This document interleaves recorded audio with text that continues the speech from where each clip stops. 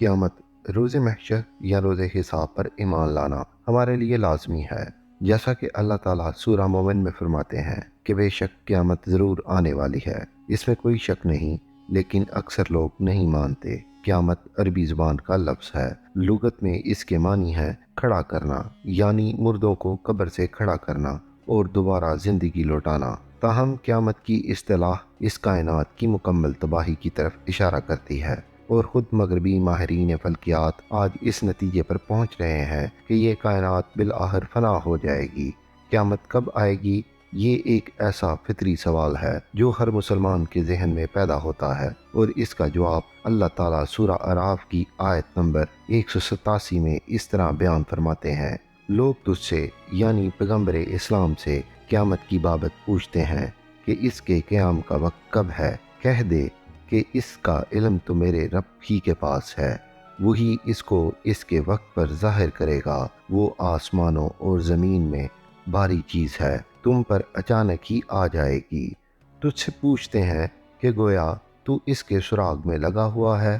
کہہ دے کہ اس کا علم تو اللہ ہی کو ہے، لیکن اکثر لوگ اس بات کو نہیں جانتے۔ پھر اللہ تعالیٰ سورہ بنی اسرائیل کی آیت نمبر 51 میں فرماتے ہیں: اور وہ کہتے ہیں کہ قیامت کب ہوگی، تو کہہ دے کہ عجب نہیں، قریب ہی آ لگی ہو۔ قیامت کی علامات انبیاء سابقین علیہ السلام نے بھی بیان کی ہیں، اور کیونکہ نبی اکرم صلی اللہ علیہ وآلہ وسلم کے بعد کوئی نبی نہیں آنا تھا، اس لیے انہوں نے تفصیلاً اس کا بیان کیا ہے۔ صحیح مسلم میں ہے، حضرت حذیفہ رضی اللہ تعالیٰ عنہ سے روایت ہے کہ رسول اللہ صلی اللہ علیہ وآلہ وسلم ہمارے درمیان کھڑے ہوئے، اور اس قیام میں آپ نے قیامت تک ہونے والا کوئی ایسا واقعہ نہیں چھوڑا جو ہمیں نہ بتایا ہو۔ جس نے یاد رکھا یاد رکھا، اور جو بھول گیا بھول گیا، اور آپ نے ہمیں جن واقعات کی خبر دی ان میں سے جو میں بھول گیا ہوں، وہ جب بھی رونما ہوتا ہے تو مجھے یاد آ جاتا ہے۔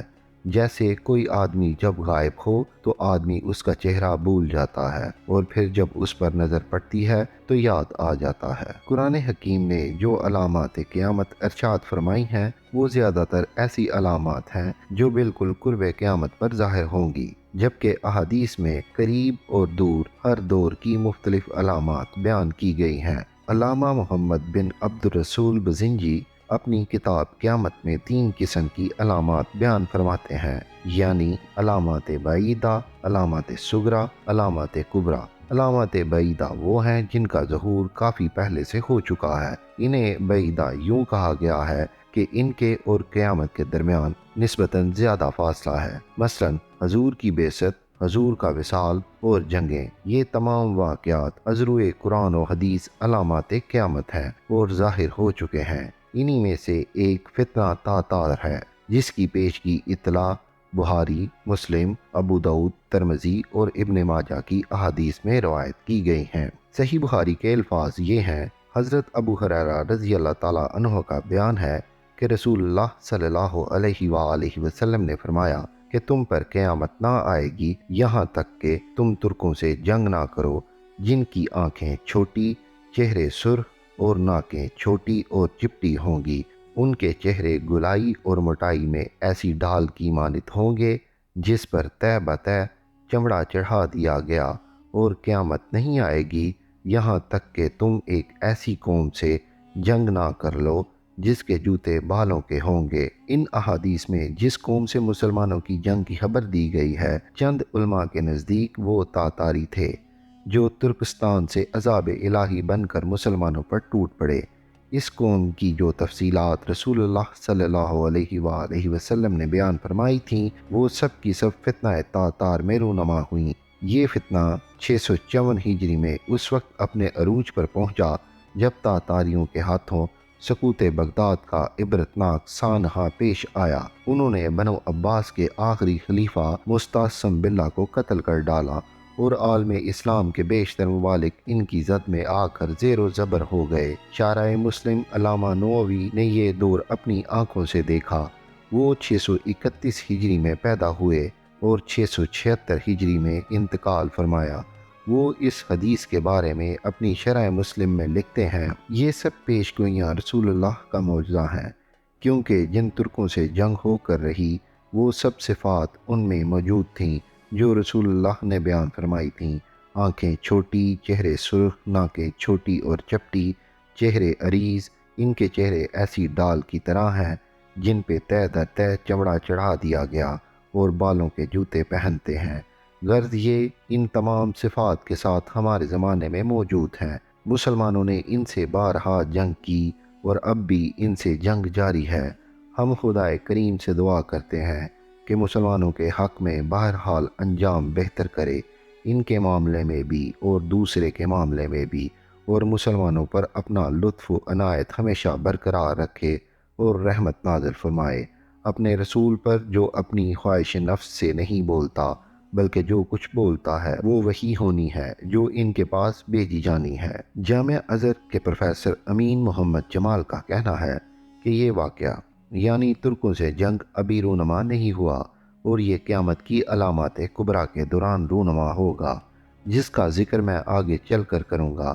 ان سمیت دیگر علماء کا اندازہ ہے کہ اس قوم یعنی غالباً ترکمانستان اور اسی نواح کے لوگوں سے آئندہ ایک جنگ ہوگی۔ یہ ثابت نہیں کہ یہ جنگ خروج دجال سے پہلے یا اس سے بعد ہوگی۔ یاد رہے کہ اس قوم سے ایک جہاز حضرت عتیبہ بن مسلم باہلی کی سرکردگی میں اس وقت ہوا تھا جب بخارا، سمرقند اور آذربائیجان وغیرہ فتح ہوئے تھے، اور وہ سب اب پھر آزاد ہو گئے ہیں۔ لیکن ان علامات بعیدہ میں سے ایک نار حجاز یعنی حجاز کی عظیم آگ، جس کی خبر بخاری و مسلم میں دی گئی، اس پر کوئی اختلاف نہیں۔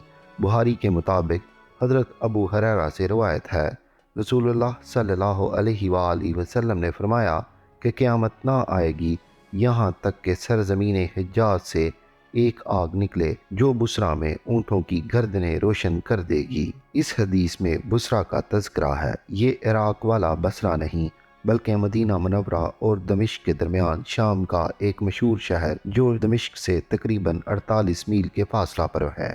یہ وہی مقام ہے جہاں بحیرہ نامی راہب نے حضور کو دیکھ کر ان کے نبی ہونے کی پیشگوئی کی تھی۔ کچھ علماء کا بیان یہ بھی ہے کہ یہاں اس آگ کا تذکرہ ہے جو 6 جمادی الثانی 654 ہجری کی 12ویں کے بعد میلوں تک پھیلی۔ یہ آگ 27 رجب تک یعنی 52 دن تک بھڑکتی رہی، اور علامہ نووی کی شرح مسلم کے مطابق اس کا آغاز مدینہ منورہ کے مشرقی سمت کے حرا کے مقام سے ہوا، اور اس کی روشنی مکہ مکرمہ حتیٰ کہ حدیث کی پیش گوئی کے مطابق بصرہ جیسے دور دراز مقام تک دیکھی گئی۔ ابو اسامہ بیان فرماتے ہیں کہ ہمارے ہاں دمشق میں دیواروں پر سورج کی روشنی دگنی ہو گئی۔ ہم حیران تھے کہ اس کا سبب کیا ہے، حتیٰ کہ ہمیں اس آگ کی خبر پہنچ گئی۔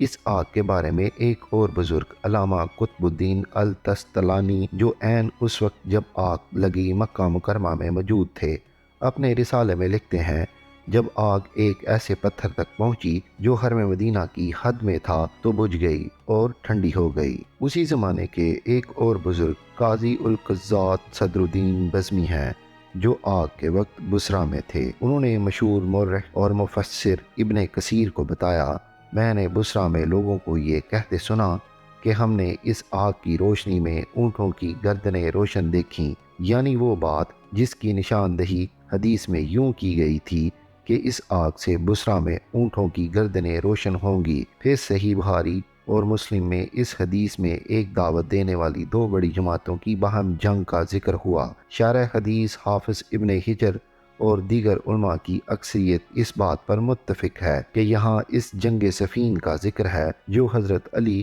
اور حضرت امیر معاویہ کے درمیان صفین کے مقام پر ہوئی تھی جو دریائے فرات کے نزدیک واقع ہے۔